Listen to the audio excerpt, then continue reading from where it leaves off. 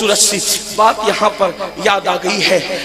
فوائد الفواد شریف، فوائد الفواد شریف یہ تصوف کی بڑی خوبصورت کتاب ہے، جو ملفوظات ہیں سیدی سرکار نظام الدین محبوب الہی، سرکار محبوب الہی کے ملفوظات ہیں۔ اس میں ایک حدیث نقل کی گئی ہے، روایت نقل کی گئی ہے، جس کا مفہوم میں پیش کر رہا ہوں کہ وہ مفہوم یہ ہے، سرکار محبوب الہی نے بابا فرید سے اس کو نقل کیا ہے کہ ایک مرتبہ اللہ کے رسول صلی اللہ علیہ وسلم نے اماں عائشہ پاک سے فرمایا، عائشہ آج تم نے ہمارا دل اتنا خوش کر دیا ہے کہ تم ہم سے جو طلب کرو ہم تمہیں عطا کر دیں گے، دے دیں گے۔ تو اماں عائشہ پاک نے سوچا کہ بن مانگے اتنا نوازا ہے حضور نے، اور آج کہہ رہے ہیں کہ جو مانگو گی ہم تمہیں عطا کر دیں گے۔ تو اس وقت اماں عائشہ پاک نے سوچا اس کا فائدہ اٹھا کر ایسی چیز مانگنا چاہیے جس سے بہت زیادہ فائدہ ہو۔ تو آپ نے کہا حضور مجھے تھوڑا وقت عطا فرمائے تاکہ میں غور کر لوں، اور آپ نے سیدنا صدیق اکبر جو ان کے والد تھے ان سے مشورہ کیا۔ بن مانگے سب کچھ عطا کرنے والا رسول آج کہتا ہے کہ جو مانگو عطا کریں گے۔ بن مانگے کیا کیا دیا آپ اتنا سن لے، صرف کیا کیا دیا۔ بن مانگے حضرت سیدہ عائشہ کو اتنا بلند کیا میرے آقا نے کہ مفتی 4 ملت بنایا، اور ان کے بستر کو، میرے بھائیوں بستر کی، کسی کے بستر کی حیثیت کیا ہوتی ہے؟ بستر تو بستر ہوتا ہے، لیکن اماں عائشہ پاک کے بستر کو اتنا بلند کیا میرے نبی نے کہ سیدہ عائشہ کے بستر پر وحی کا نزول ہوا کرتا تھا، وحی کا نزول۔ کسی بھی ام المومنین کو یہ شان نہیں ملی سوائے سیدہ عائشہ پاک کے کہ جس کے بستر پہ قرآن نازل ہوا۔ یعنی ہم یہاں پہنچ کر پھر مستی میں اور عشق میں کہتے ہیں کہ پھر تو بستر عائشہ رشک طور بن گیا، بستر عائشہ رشک طور بن گیا۔ کیوں؟ اس لیے کہ طور پر موسیٰ جاتے ہیں اور طور پر توریت آتی ہے، اور بستر عائشہ وہ ہے جہاں پر جان موسیٰ محمد الرسول اللہ آتے ہیں، اور وہاں توریت نہیں بلکہ قرآن آتا ہے۔ اندازہ فرمائے کتنا فرق ہے جان موسیٰ میں اور اللہ اکبر قرآن مقدس وہاں نازل ہو رہا ہے بستر عائشہ صدیقہ۔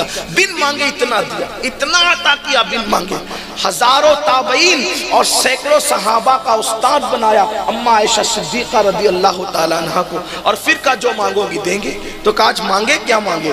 تو صدیق اکبر سے کہا بابا اللہ کے رسول کہتے ہیں جو مانگیں گی دیں گے، بتاؤ کیا مانگو؟ کہا بیٹی ایک کام کرو، ایسا مانگ لو کہ تمہارا بھی بھلا اور پوری امت کا بھلا ہو جائے۔ حضور علیہ السلام سے پوچھو، دیکھیں یہاں بھی امت کی خیر خواہی، یہاں بھی امت کی خیر خواہی۔ تو کہا کہ کیا مانگے؟ کہا حضور سے پوچھنا صلی اللہ علیہ وسلم سے کہ معراج میں گئے تھے تو اللہ سے باتیں کیا کی تھی وہ بتائیں۔ تو حضور علیہ السلام سے پوچھا، اللہ کے رسول علیہ السلام سے پوچھا، سرکار نے مسکرا کے کہا یہ مشورہ دیا کس نے؟ یہ مشورہ دیا کس نے؟ اس لیے کہ یہاں تک ذہن سوائے ابو بکر کے کسی اور کا جا بھی نہیں سکتا۔ اللہ اکبر۔ اور صدیق اکبر نے ساتھ ساتھ یہ بھی کہا تھا عائشہ حضور جو بتائیں چھپانا نہیں، مجھے بھی بتانا، یہ آپ مجھے بتاؤ گی۔ آقا علیہ السلام سے پوچھا حضور کیا باتیں کی؟ اللہ کے رسول نے فرمایا ایک بات بتاتا ہوں عائشہ، جب میں اپنے اللہ کے قرب خاص میں پہنچا تو اس نے مجھ سے فرمایا اے محبوب کوئی کتنا بھی بڑا مجرم ہوگا پاپی ہوگا، کتنا بھی بڑا مجرم ہوگا اور پاپی ہوگا، لیکن وہ ٹوٹے ہوئے دلوں کو جوڑا کرے گا، وہ ٹوٹے ہوئے دلوں کو جوڑا کرے گا تو میں اس کے جرائم اور پاپ نہیں دیکھوں گا، صرف ٹوٹے دل جوڑنے کے صدقے میں میں اس کو بے حساب جنت عطا کروں گا، اس کو جنت میں بے حساب ڈالوں گا۔ اللہ اکبر۔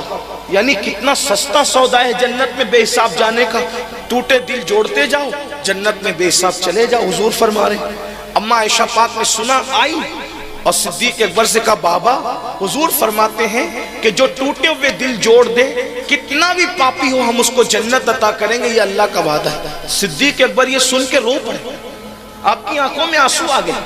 تو سیدہ نے عرض کی بابا حیرت ہے آپ پر کہ آپ اتنی بڑی بشارت کو سن کے بھی روتے ہیں۔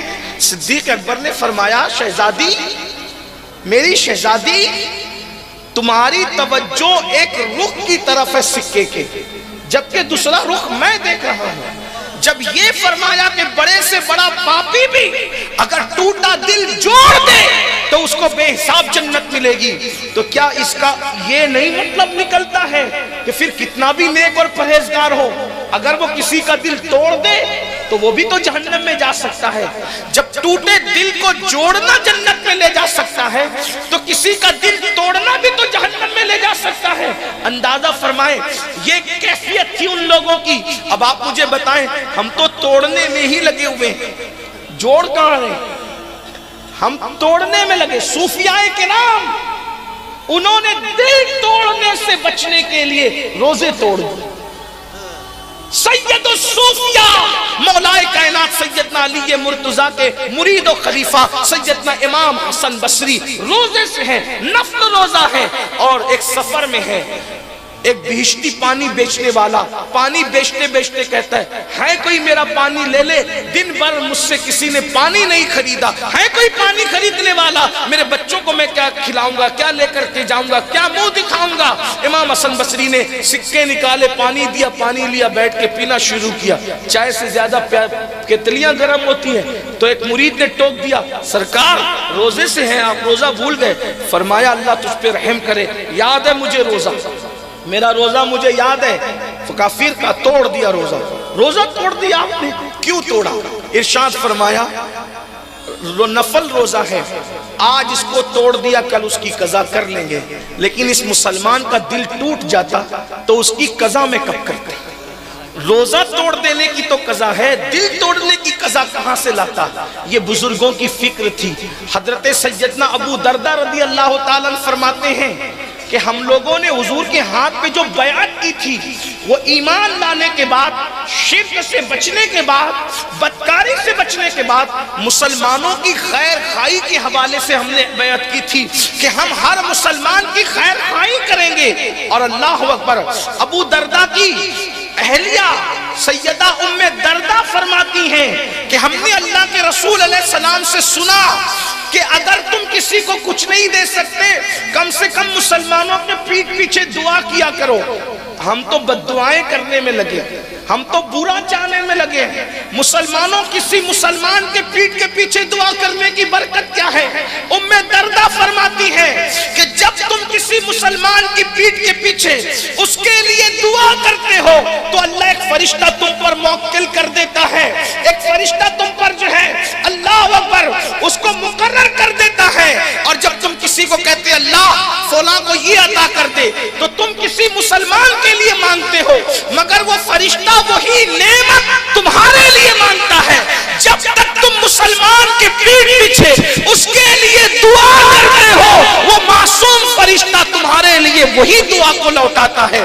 اب بتاؤ، وہ معصوم کی دعا اور ہم گنہگار کی دعا۔ پھر میرے آقا علیہ السلام کا ایک قول بیان کیا گیا کہ کسی مسلمان کے پیٹھ کے پیچھے دعا کرنا، ایک اس کی دعا کو وہی تاثیر عطا کرتا ہے جو عرفات کے میدان میں حاجی کی دعا کو اللہ تاثیر عطا کرتا ہے۔ آپ دیکھو نا بھائیو، کتنی نفرتوں کا ماحول ہے۔ اقبال نے کہا تھا کہ یوں تو مرزا بھی ہو، سید بھی ہو، افغان بھی ہو، تم سبھی کچھ ہو، بتاؤ کہ مسلمان بھی ہو۔